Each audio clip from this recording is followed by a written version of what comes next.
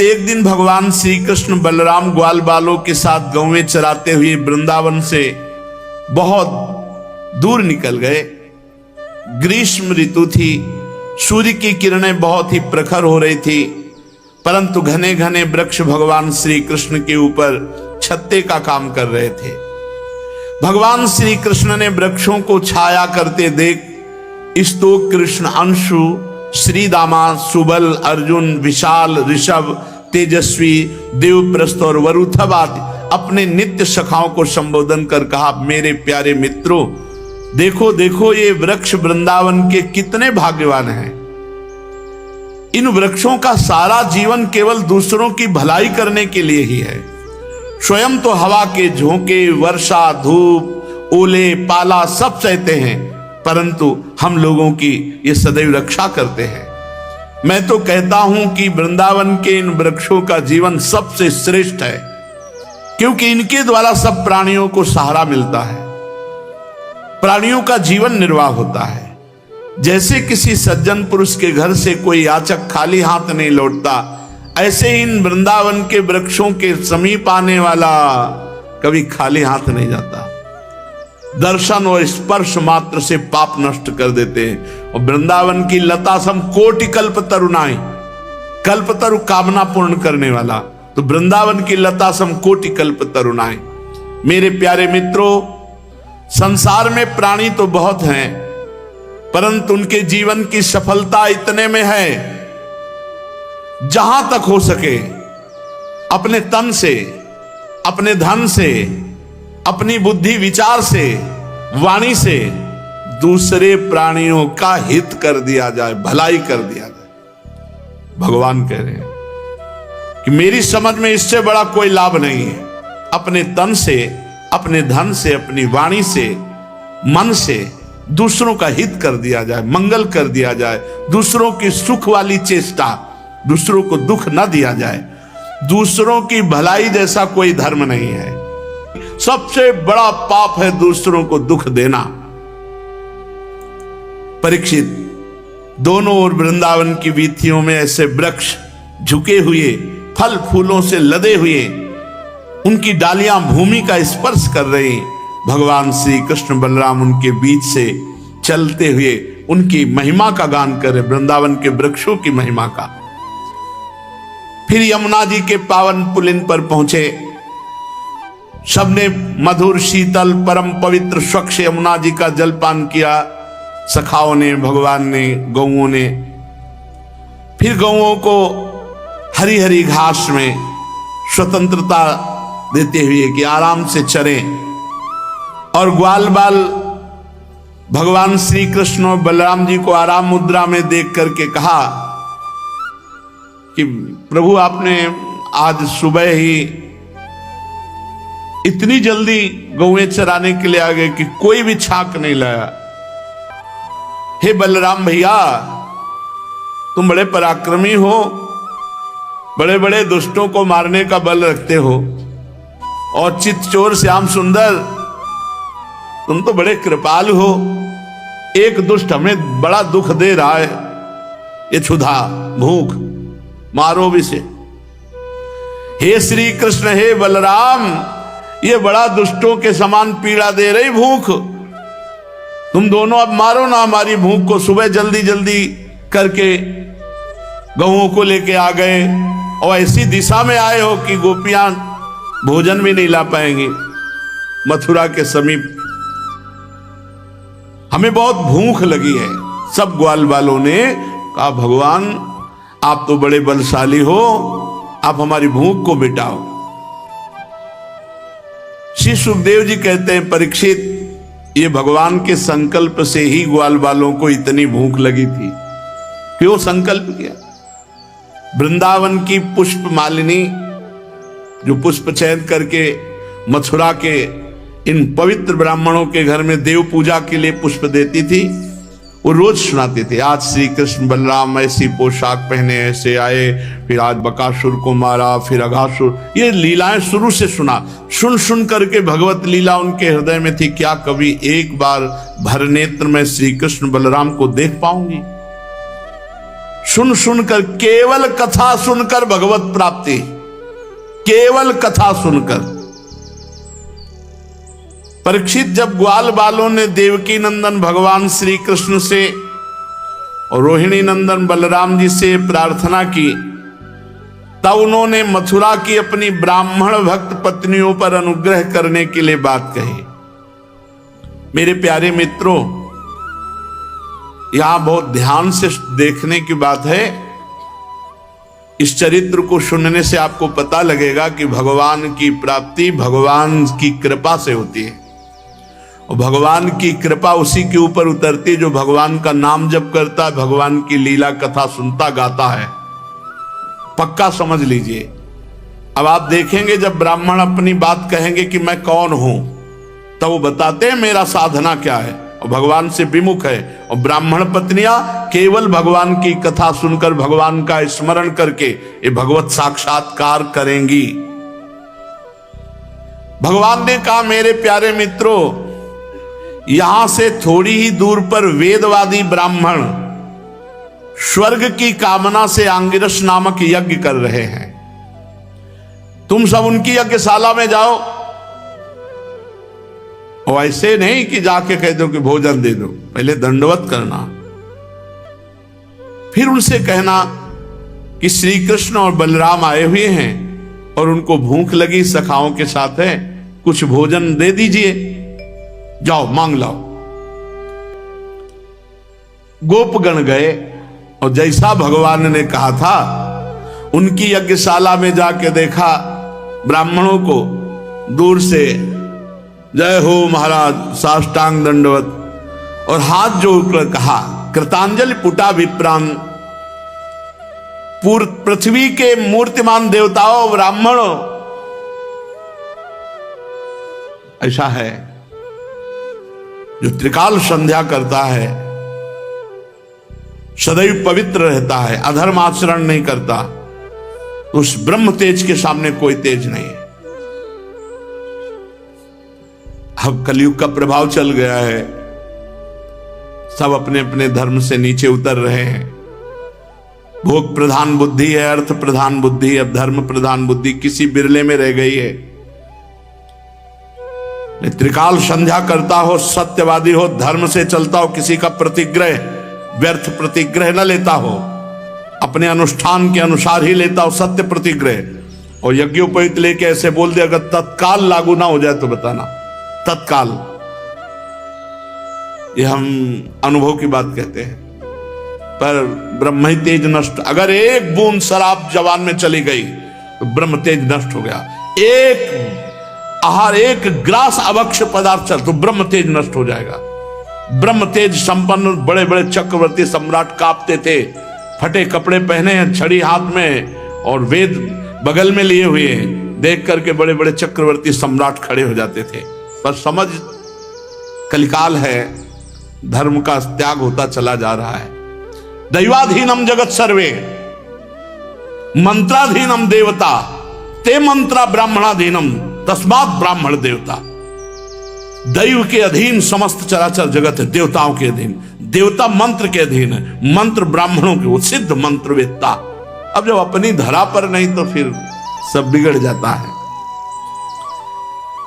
भगवान के नित्य सखा भगवान के स्वरूप है। क्या कह रहे हैं? हे पृथ्वी के मूर्तिमान देवता ब्राह्मणों, आपसे निवेदन है कि हम ब्रज के ग्वाले हैं, भगवान श्री कृष्ण और बलराम जी की आज्ञा से हम आपके पास आए हैं, आप हमारी बात सुन लीजिए। भगवान बलराम और श्री कृष्ण गौएं चराते हुए यहां थोड़ी ही दूर पर हैं, उनको भूख लगी है। यज्ञ भोक्ता भगवान स्वयं मंगा रहे हैं, लेकिन भगवान की भक्ति रहित होने के कारण इनका सब कुछ व्यर्थ है। वो चाहते हैं कि आप लोग थोड़ा सा भोजन दे दीजिए। ब्राह्मणों, आप धर्म का मर्म जानने वाले हैं। क्या धर्म है? अगर यज्ञ हो रही है और कोई मांगने आया तो खाली नहीं जाने देना चाहिए, ये यज्ञ का धर्म है। जैसे महाराज बलि की यज्ञ में भगवान वामन गए तो वहीं से यज्ञ रुक के पहले ही मांगने वाले की पूर्ति। जैसे जन्मेजय सर्वपृष्टि यज्ञ करें, आस्तिक मुनि गए तो उसी आहुति की तो बंद हो गई यज्ञ और देना पड़ा।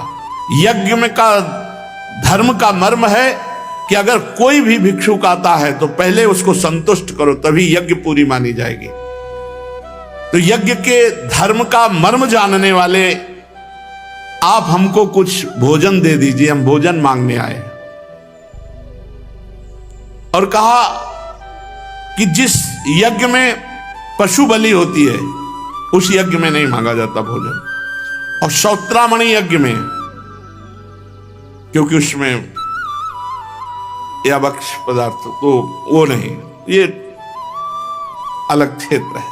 पर आप तो आंगिरस गोत्री और आप परम पावन यज्ञ कर रहे हैं, इसलिए पवित्र यज्ञ है, इसलिए भगवान श्री कृष्ण ने भोजन मांगा है।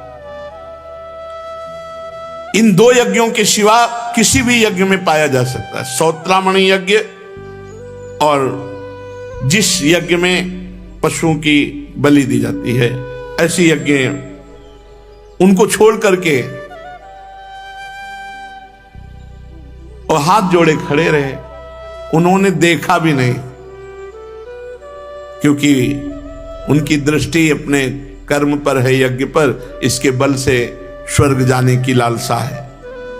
भगवान अन्न मांग रहे हैं, यज्ञ भोक्ता भगवान है, नहीं दिया, ध्यान ही नहीं दिया, बात ही नहीं की। क्योंकि सही पूछो तो तुच्छ फलों की चाह रखने वाले यज्ञ से स्वर्ग आदि की, ये ज्ञान की दृष्टि में अभी बालक हैं, ये सुखदेव जी कह रहे हैं। ये है तो तपस्वी वेदज्ञ, लेकिन ज्ञान की दृष्टि में बालक हैं और अपने को मानते हैं बड़ा ज्ञानी। अरे परीक्षित, देश काल अनेक प्रकार की सामग्रियां, भिन्न भिन्न कर्मों में विनियुक्त मंत्र, अनुष्ठान की पद्धति, ऋत्वज ब्रह्मादि यज्ञ कराने वाले, अग्नि देवता, यजमान, यज्ञ धर्म, इन सब का एक उद्देश्य होता है कि यज्ञ पूर्ति का मतलब है भगवान प्रसन्न हो जाए, और स्वयं भगवान मांग रहे हैं। इन ब्राह्मणों ने ध्यान नहीं दिया। इंद्रियातीत पर ब्रह्म परमात्मा पूर्ण काम ग्वाल बालों के द्वारा भोजन मांग रहे, परंतु इन मूर्खों ने, श्री सुखदेव जी कह रहे, अपने को शरीर ही माने बैठे हैं और भगवान को एक साधारण मान करके उनकी अवहेलना कर दी, आज्ञा का पालन नहीं किया। जब ब्राह्मणों ने ना हा कहा ना कुछ नहीं कहा, देखा भी नहीं, ध्यान ही नहीं दिया। अब ग्वाल बाल थोड़ी देर खड़े रहे, बड़े लज्जित होकर निराश होकर के आए और कहा प्रभु से कहां भेज दिया था, वहां बात तो की नहीं, भोजन की तो बात जाने दो। भगवान ये बात सुनकर हंसने लगे। सारे जगत के स्वामी भगवान श्री कृष्ण हंसने लगे और जो कहा वो ध्यान से सुन लो। कहा ग्वाल वालो, संसार में असफलता तो बार बार होती है, उससे निराश नहीं होना चाहिए, सफलता के लिए प्रयास करना चाहिए, तो सफलता निश्चित मिलेगी। ये भगवान के वचन है कि असफलता संसार में मिलती है, पर असफलता होने पर निराश होकर ना बैठ जाए, बार बार प्रयत्न करने पर सफलता मिलती है, निश्चित मिलती है। तो क्या कहना चाहते हो मेरे प्यारे सखाओ, एक बार और जाओ। ओ प्रभु आने जाएंगे दोबारा, उन्होंने ध्यान में नहीं, क्योंकि वो बिल्कुल निष्ठुर है, बोले वहां नहीं भेज रहे। तो उनकी पत्नियों के पास जाओ और उनसे कहो जाके कि कृष्ण और बलराम आए हैं, तुम जितना चाहोगे उतना भोजन दे देंगे, क्योंकि मेरा परिचय उन है, वो मुझसे प्रेम करती है, उनका मन सदा सर्वदा मेरे में लगा रहता है। ग्वाल बाल आज्ञा पाकर गए, पर शंका में है कि जिनके पति ऐसे निष्ठुर हैं तो पत्नीशाला में जाने पर पता नहीं कैसा होगा। और भगवान ने कहा चलो एक बार देखते हैं। भगवान कह रहे हमारा परिचय है, क्योंकि रोज वो कथा सुनती रहती। ग्वाल बाल पत्नीशाला में गए तो वहां परम तेजस्वी ब्राह्मण पत्नियां जाके साष्टांग दंडवत प्रणाम किया, नम्रता से कहा, हे विप्र पत्नियों, हम आपको प्रणाम करते हैं। यहीं पास पर श्री कृष्ण बलराम आए हैं, उन्होंने आपको सूचना दी कि आप उनको भूख लगी, भोजन। परीक्षित ये बात सुनते ही वो तो भगवान की मनोहर लीलाएं सुनती रहती थी, वो तो रोज भगवान की चर्चा सुनती थी और रोज इच्छा करती थी, हे प्रभु कब ऐसा होगा कि मैं आपका दर्शन पाऊं। श्री कृष्ण की ये बात सुनते ही कि वो नजदीक आ गए हैं और भूखे हैं, बस भक्ष भोज्य लेह चोष्य, चारों प्रकार का अत्यंत स्वादिष्ट भोजन सब थाल में भर भर के, कोई परवाह नहीं। पति बंधु भाई बंधु सब विस्मृत, जैसे गोपीजन बंसी ध्वनि सुनकर विस्मृत, ऐसे ब्राह्मण पत्नियां विस्मृत होकर सुंदर सुंदर भोग पदार्थ लेके चल पड़ी। वैसे ही निकल पड़ी जैसे बाढ़ में नदियां समुद्र की तरफ जाती, अब कोई रोक नहीं सकता। अपना हृदय तो पहले ही न्यौछावर कर चुकी थी ब्राह्मण पत्नियां, भगवान के लीला गुण माधुर्य को सुन सुनकर गई ब्राह्मण पत्नियां। देखा यमुना के परम पावन तट पर नए नए कूपलों से शोभायमान अशोक वन में ग्वाल भालों से गिरी हुई भगवान, गिरी हुई ऐसे खड़े, मंडलाकार ग्वाल बाल और बीच में श्री कृष्ण बलराम जी, बहुत सुंदर शोभा है। सांवले शरीर पर पीतांबर झिलमिला रहा है,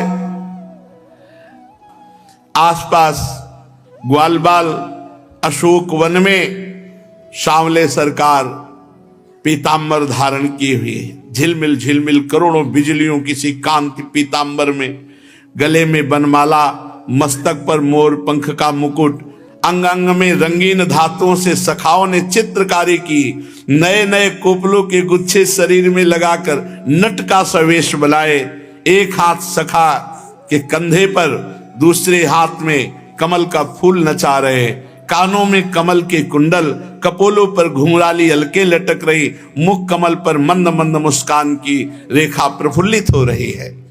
परीक्षित अभी तक तो केवल रूप माधुरी, गुण माधुरी, महिमा भगवान की सुनी थी, आज अपने नेत्रों से रूप का दर्शन किया।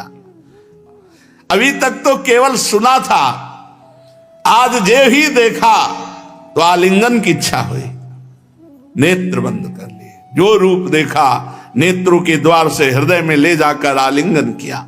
बहुत देर तक समाधिस्थ रही ब्राह्मण पत्नियां। जागृत स्वप्न सुषुप्ति तीनों अवस्थाओं से परे, मैं मेरा इन दोनों भावों से परे, ये त्रिगुणातीत स्थिति मम दर्शन फल परम अनुपा, जीव पाव निज सहज स्वरूपा। जन्म जन्म की जलन मिट गई भगवान के दर्शन से। कितना उस जीव का परम सौभाग्य कि संसार चक्र का अंत और भगवत साक्षात्कार।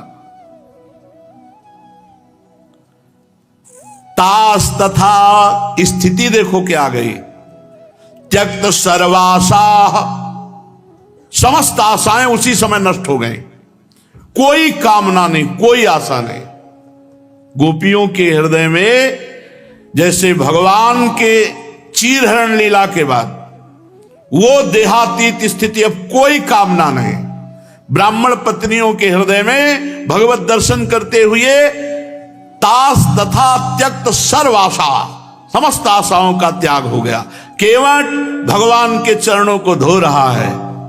यही स्थिति, त्यक्त सर्वाशा, अब कछुनाथ न चाहिए, ये भगवत दर्शन। प्राप्ता आत्मदिदृक्षया, उनको आत्मदर्शन हो गया, आत्मबोध हो गया, आत्मदृष्टि जागृत हो गई। आहा, विज्ञायाखिल दृग्दृष्टा प्राह प्रहसितानना, अद्भुत प्रसन्नता मुख से फूट रहे, आंख मूंदे हुए भगवान का आलिंगन करते हुए आत्मस्वरूप में स्थित। अब भगवान मुस्कुराते हुए बोले, ये बात केवल गोपियों को बोली है या ब्राह्मण पत्नियों को बोली है। भगवान ये बात दो ही जगह बोले हैं। अभी वो ब्रह्मानंद में डूबी हुई है, आंख खोले इसलिए भगवान मुस्कुराकर बोले स्वागतम स्वागतम महाभागा। वही महाभागा है जो भगवान से मिल ले, नहीं तो अभागा है। वो जीवन किस काम का जिसमें भगवान का ध्यान न हो, स्मरण न हो, भगवान की भक्ति न हो। जिन के हृदय में भगवान की भक्ति नहीं, वो जीवित मुर्दा भागे हैं। स्वागत है महाभाग्यवती देवियों, आओ बोलो तुम्हारे लिए क्या करूं। तुम लोग दर्शन की इच्छा से आई हो। ये उपपन्नमिदं हिवा, ये तुम्हारे जैसे प्रेम पूर्ण हृदय वालों के योग्य ही है। इसमें संदेह नहीं कि संसार में अपनी सच्ची भलाई को समझने वाले जितने भी बुद्धिमान पुरुष हैं वो मेरा भजन करते हैं, मेरा प्रीतम के समान प्रेम करते हैं, मुझे सबसे अधिक प्यार करते हैं। ऐसा प्यार जिसमें किसी भी प्रकार की कोई कामना नहीं, जिसमें किसी प्रकार का व्यवधान, संकोच, छिपाव, दुविधा, द्वैत नहीं, कोई शर्त नहीं, कोई कामना नहीं। ऐसा प्रेम संसार में वही सबसे बड़े बुद्धिमान है जो भगवान से प्रेम करते हैं। प्राण, बुद्धि, मन, शरीर, स्वजन, स्त्री, पुत्र, धन आदि संसार की सभी वस्तुएं जिसके लिए, जिसकी सन्निधि से प्रिय लगती हैं, वो मैं हूं, आत्मा हूं, परमात्मा हूं। कैसे? पुत्र बहुत प्रिय है और भगवान उसके अंदर से निकल गए तो शरीर को जला दिया जाता है। स्त्री बहुत प्रिय, भगवान आत्मा रूप से अंतर ध्यान हो गए, उसके शरीर को जला दिया। तो जो भी प्रिय है अपना या पराया, वो भगवान को लेकर है। मुझ श्री कृष्ण से बढ़कर कोई प्यारा नहीं हो सकता। इसलिए तद यात देव यजनम पतयो यो दुजातयः स्वसत्रम पारिष्यन्ति युष्माभिर गृह मेधिना। मैं अभी आपके द्वारा लाया हुआ भोग पाता हूं और तुम सब मेरा दर्शन कर चुके। जाओ, क्योंकि तुम्हारे पति यज्ञ कर रहे हैं, बिना पत्नी के यज्ञ पूर्ण नहीं होती, इसलिए तुम जाकर के अपने पतियों की यज्ञ को पूर्ण करो। ब्राह्मण पत्नियों ने कहा अंतर्यामी श्याम सुंदर। अंतर्यामी शब्द इसलिए कि सबके हृदय की जानते हो। ब्राह्मण पत्नियों ने कहा अंतर्यामी श्याम सुंदर, आप ये कह रहे हैं कि वापस चली जाओ? ये बात तो निष्ठुरता से पूर्ण है। आपके श्रीमुख से ये बात निकलनी ही नहीं चाहिए कि वापस चली जाओ। हम वेदवादी ब्राह्मण की पत्नियां खूब वेद के विषय में जानती हैं। वेद की श्रुति कहती है एक बार जो भगवान को प्राप्त हो जाता है वो कभी वापस नहीं जाता, वो संसार में नहीं जाता। फिर ये वेदवाणी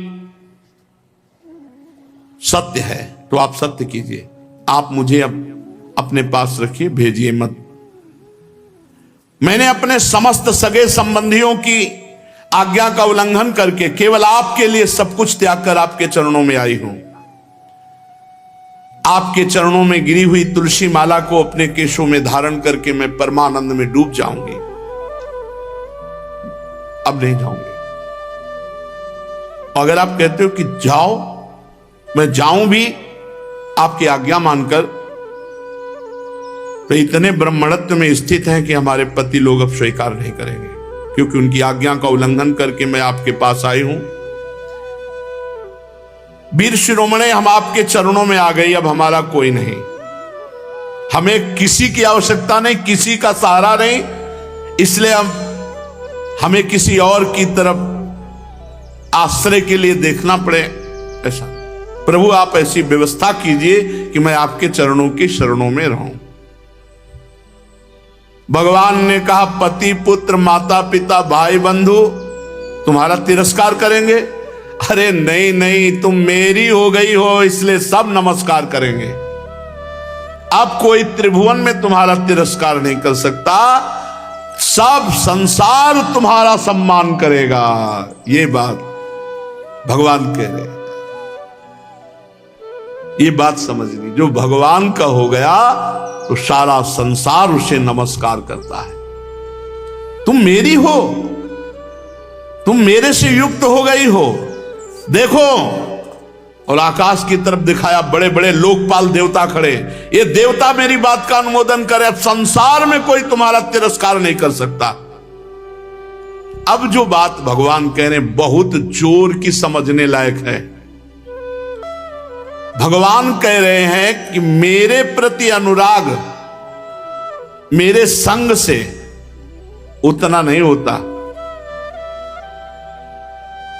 जितना मेरे में मन लगा करके मेरा नाम जपने से, मेरी लीला कथा सुनने से मेरे में अनुराग होता है।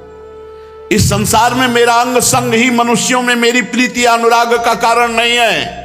अनुराग का कारण है मेरा नाम जप, मेरी लीला कथा, मेरा सुमिरन, मेरा चिंतन। इसलिए जाओ, अंग संग से भले तुम दूर जाओ, मेरे में चित्त लगा देना, तुम मेरे में ही स्थित हो। वर्तमान में भगवत प्राप्त हो, वर्तमान में, भविष्य में तो भगवत प्राप्ति का, वर्तमान में वो भगवत प्राप्त है जिसका चित्त एक क्षण के लिए भी भगवान से कभी विलग नहीं होता। तद स्मरणेन परम व्याकुलते। इस बात को समझो, यही सार बात है। निरंतर अपनी तरफ से भगवान के चिंतन में डूबना, यही खास बात है। परीक्षित, भगवान ने जब ऐसा कहा कि तुम अपना मन मुझ में लगा दो, तो ब्राह्मण पत्नियों ने भगवद आज्ञा मानकर नमस्कार किया और यज्ञशाला में लौट आई। अब भगवत प्राप्त पत्नियां, उन ब्राह्मणों ने देखा तो दृष्टि झुक गई। क्रोध नहीं आया, जब काहे को लौट आई हो, हमारी आज्ञा का उल्लंघन करके आप गई थी, ऐसा कुछ नहीं। जैसा भगवान ने कहा था कि सारा संसार सम्मान करेगा, तो दृष्टि से ब्राह्मण पत्नियों के सामने ब्राह्मण ऐसे, भगवान सच्चिदानंदमय है।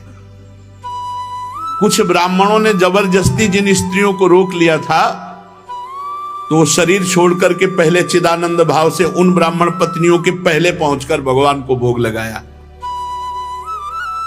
और फिर उसी शरीर में भगवान ने वापस किया। अब उनका जो ब्राह्मण पत्नियां, वही रूप, वही चिंतन, वही नाम, वही गुण, वही लीला, बार बार बार बार चिंतन, शुद्ध सत्व में दिव्य शरीर हो गया, भाव देह की प्राप्ति। भगवान ने सखाओं के साथ बैठ करके सुंदर भोग पाया।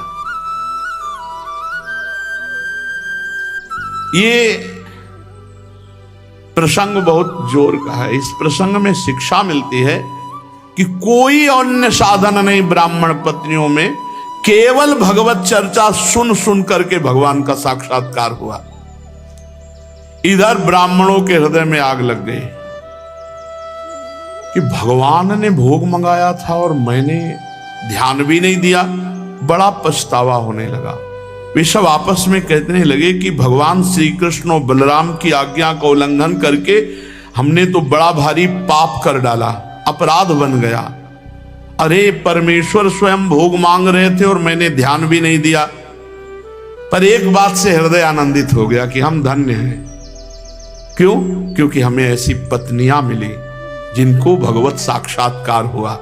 भगवान का अलौकिक प्रेम है, इसलिए हम धन्याति धन्य। वैसे तो धिक्कार योग्य हैं, पर धन्याति धन्य कि हमें ऐसी पत्नियां मिली। वो ब्राह्मण पछता पछता कर निंदा करने लगे, कहने लगे, हाय हम भगवान श्री कृष्ण से विमुख हैं। ऊंचे कुल में हमारा जन्म हुआ, गायत्री ग्रहण किया, हम द्विजाति हैं, वेदाध्ययन किए, बड़े बड़े यज्ञ किए, बड़ी तपस्या की। ये सब किस काम का? धिक्कार है, धिक्कार है। हमारी विद्या को धिक्कार, हमारे व्रत बुरे सिद्ध हुए, हमारा बहुज्ञता के ज्ञान को धिक्कार है। हमारा ऊंचे वंश में जन्म लेना, कर्मकांड में निपुण होना, सब व्यर्थ हो गया। बार बार धिक्कार है। निश्चय भगवान की माया जो बड़े बड़े योगियों को मोहित कर लेती है, उसी माया से हम मोहित हो गए। तभी तो कहलाते हैं मनुष्यों के गुरु और ब्राह्मण, परंतु हम अपने स्वार्थ और परमार्थ से बिल्कुल नीचे गिरे हुए हैं। कितने आश्चर्य की बात है। यद्यपि भगवान पूर्ण काम है, उनको किसी से क्या, हमारे कल्याण के लिए उन्होंने भोजन मांगा और हमने उपेक्षा कर दी। पर धन्य है ये स्त्रियां जो जगत गुरु भगवान श्री कृष्ण में इनका अगाध प्रेम, अखंड अनुराग, इसी से उन्होंने गृहस्थी की बहुत बड़ी फांसी काट दी और मृत्यु पर विजय प्राप्त करके अपने स्वरूप में स्थित हो गए। देखो, मेरी पत्नियों ने ना तो द्विजाति योगी यज्ञोपवीत धारण किया, ना गायत्री अनुष्ठान किया, न तपस्या किए, न कोई संस्कार, ना गुरुकुल में निवास किया, ना इन्होंने कोई आत्मा अनात्मा का ज्ञान प्राप्त किया। अरे केवल भगवत चर्चा सुन करके योगेश्वरों के भी ईश्वर पुण्य कुर्ती भगवान श्री कृष्ण में इतना प्रेम इनका और इनको भगवत साक्षात्कार हो गया। और हमने अपने संस्कार किए, गुरुकुल में निवास किया, तपस्या की, आत्मानुसंधान किया, पवित्रता का निर्वाह किया, अच्छे अच्छे कर्म किए, बड़े बड़े यज्ञ किए, पर सब व्यर्थ हो गया क्योंकि भगवान के चरणों में हमारा प्रेम नहीं। सच्ची बात है, हम लोग गृहस्थी के काम धंधों में फंसे हुए अपनी परम भलाई से चूक गए। हम नहीं जानते कि हमारा मंगल किसमें है। पर अहो, भगवान की कितनी कृपा है कि भक्त वत्सल प्रभु ने ग्वाल बालों को भेजकर उनके वचनों से हमें चेतावनी दी, अपनी याद दिलाई। भगवान स्वयं पूर्ण काम है, कैवल्य मोक्ष पर्यंत जितनी भी कामनाएं होती हैं उनको पूर्ण करने वाले हैं।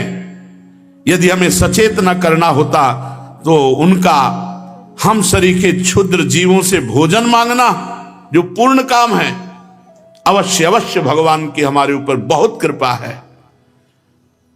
स्वयं लक्ष्मी जी, बड़े बड़े देवता, बड़े बड़े लोकपाल जिनके चरणों की आराधना करते हैं और चरण स्पर्श पाने की लालसा करते हैं, वे भगवान किसी से भोजन मांगे, ये केवल मोहित करने वाली बात है। देश काल पृथक पृथक सामग्रियां, उन कर्मों में विनियुक्त मंत्र, अनुष्ठान की पद्धति, ऋत्वा, जगनी, देवता, यजमान, यज्ञ, धर्म सब भगवान हैं।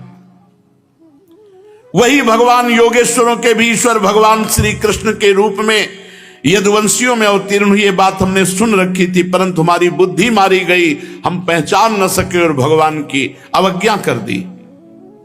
फिर भी हम धन्याति धन्य हैं, अहो भाग्य है, क्योंकि हमको ऐसी भक्त पत्नियां प्राप्त हुई। उनकी भक्ति से हमारी बुद्धि भी भगवान श्री कृष्ण के अविचल प्रेम से युक्त हो गई है। हे प्रभु, हे श्री कृष्ण, आप अचिंत्य अनंत ऐश्वर्यों के स्वामी हैं। हे श्री कृष्ण, आपका ज्ञान अबाध है। हे श्री कृष्ण, आपकी ही माया से हमारी बुद्धि मोहित हो रही है और हम कर्मों के पचड़े में भटक रहे हैं। हे श्री कृष्ण, आपको नमस्कार है। वे आदि पुरुषोत्तम भगवान श्री कृष्ण हमारे इस अपराध को क्षमा करें, क्योंकि हमारी बुद्धि उनकी माया से मोहित हो रही है। हम उनके प्रभाव को न जानने वाले अज्ञानी जन हैं। परीक्षित, उन ब्राह्मणों ने भगवान श्री कृष्ण की अवज्ञा की थी, अतः अपराध की स्मृति से बड़ा पश्चाताप हुआ और वो तुरंत दर्शन के लिए इसलिए नहीं जा पाए कि उन्हें कंस का भय था कि अगर कंस सुनेगा कि उनके दर्शन के लिए गए तो हमें मार डालेगा। इस भय से वो वहां नहीं गए। अब अगला प्रसंग गिरिराज महाराज का है।